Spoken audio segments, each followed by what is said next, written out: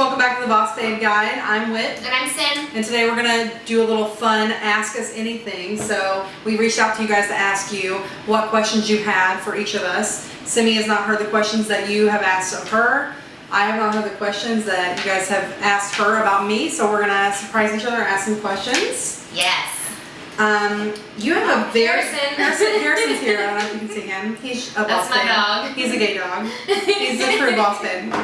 The truest. The truest. Simi and I were just talking earlier about how we wanted both of our kids to be gay whenever they come out. So just setting them up for some great social success. The first one here. And happy times. We have one gay puppy, for sure. Hi.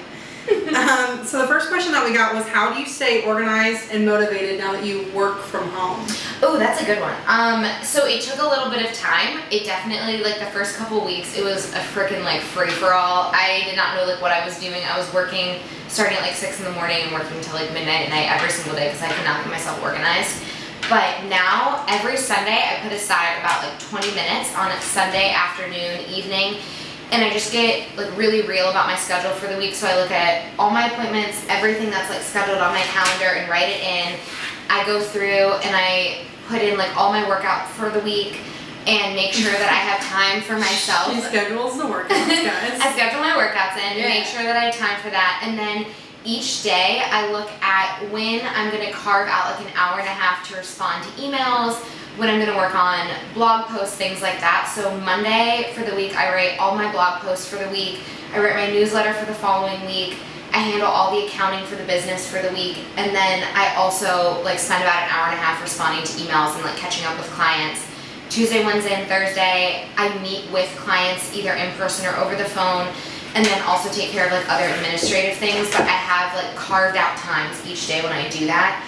And I try to never work past 8 o'clock at night. So like 8 o'clock is my cutoff. It's when I put my phone away and I don't get on like Facebook or anything like that. So I just try and keep my evenings clear because it's hard when you're working from home because you're always at your office. So I think that can be really challenging. Like after dinner, you still feel like you're in your office. So I think it just lends itself to working later, for me at least, than it did when I was working outside of the home. And I also work at a coffee shop almost every single day for at least 3 hours because I'm way more productive. So it sounds like you have different problems than I do, which is like you can't quit working, and if I'm working from home, it's really hard to start working, especially when there's the Hulus and the Netflix and all the great internet memes that have just yet to be found that I have to find. Yeah.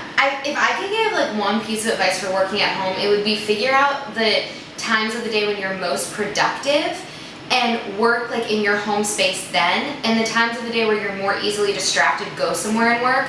So in the morning, I'm really good at working at home because I'm super focused then, so I'm not distracted by like Hulu and Netflix. In the afternoon, I have to go somewhere and work because that's when I am distracted. Yeah, totally. Brilliant. She needs to, you can tell she already works This took months. The average months to figure out. This is really going to get to you. This is the best question. What is the most important thing you learned in your teenage years? That you're beautiful. Oh my god, the most important thing I learned in my teenage years, I don't know, like to drive. See, I think that Simi's gonna have some like deep, amazing, like, no, it's okay, like some amazing message, and she's like, I feel like I was a little bit of like a mess when I was a teenager. I mean, I don't know, to drive. That's brilliant. Yeah. That's a key skill. Yeah. One learns. She doesn't even drive now, which is amazing. I don't put that skill. She doesn't. She doesn't. Okay. Which one of your dogs do you like better? And yes, you have to pick one. Oh, this is really hard because Harrison's sitting right underneath there, but you can't tell if you say. Oliver and I have more of like an innate bond. Oliver's definitely more my dog, and Harrison's more Tim's. Yeah. Like when we're all laying, like Oliver always lays on top of me and Harrison lays on top of Tim. So I feel like we're more bonded in that way. But when we first got Oliver, I didn't like him. I didn't love him. I told Tim, I'm like, I don't know that I'm ever gonna like attach to him the way that I did to Harrison. Yeah. But now he's my dude. He's your boo? Yeah. Yeah, everybody's got a favorite. Don't let them tell kids out there. Your mom has a favorite. Don't let her let you. Simi, why don't you tell us about your first period? Well, My first period, I was in 7th grade, and I think I gotten in the shower and then got out of the shower, and this is like so disgusting and embarrassing. I'm sorry. I'm sorry, everyone. You asked. You asked. Whoever asked this is for you. I got out of the shower and I was like walking around in a town. My mom had to be like, dude, you started your period. Oh, your mom had to call your ass out? I like was walking around with the underwear on, just like kicking it. Freeze a bird. Always has been. Mom's Always like, will be. you have a situation going on and you need to handle this. I think it's sweet that your mom was there with you. Yeah, and I was like so excited to get my period, and to this day, like I still get so excited when it comes. I joke with Tim. Yeah, I joke with Tim that it's like an episode of Seventh Heaven. Like every time I get my period, because like we have to have a party. I'm like, it's here. It's so beautiful. What a pixie cut. Yeah. So good. Okay, how do you alleviate stress from your life? I feel like we've heard this on multiple occasions. Yeah. Seriously, like a big thing for me is like breathing.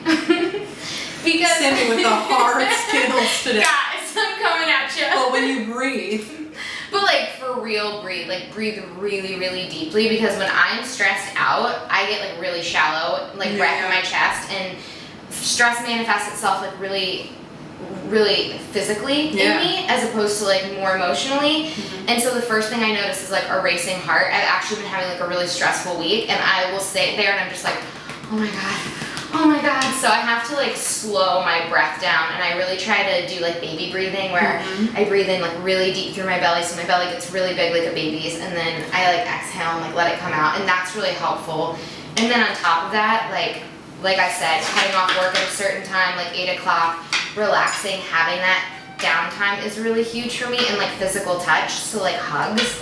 Sometimes I just need to connect to like another human being in a physical way, and that can be really, can give me a lot of stress. And then the last 2 things are always exercise. Exercise is like so helpful for me, and Harrison, and like chilling it with the caffeine. Because I'm a big coffee drinker, and sometimes like I don't need an entire, I don't need a whole French press all by myself on a day where I'm like super stressed out, because that doesn't help with the heart situation. Oh no. Yeah. Amazing. Okay. Breathe and stick to 1 cup of coffee. Expert advice. Hard-hitting plans here. Okay, who's the person that inspires you most in life? That was our last question. Person that inspires me most in life. I don't know, that's really hard, because you. Oh god. She's so full of shit. I can barely get my eyebrows on my face every day. I do feel like probably Tim. Yeah. Yeah, Tim definitely like inspires me the most, and he encourages me and pushes me the most. So I feel like if anyone can take credit for like any like success in my life, it would be him, because he's just like the one who's always like cheering me on when I'm like in a puddle of tears trying to breathe. Which is awful. I know. We're both professed criers. There's no shame. I was crying. I cried at a flash mob video the other day. I mean, just what are you gonna do, you know? Yes, exactly. So Tim. Amazing. Well, thanks for joining us to get to know our gal Simi a little bit better. We'll be back at you next week. Thanks for the questions. Bye. Bye.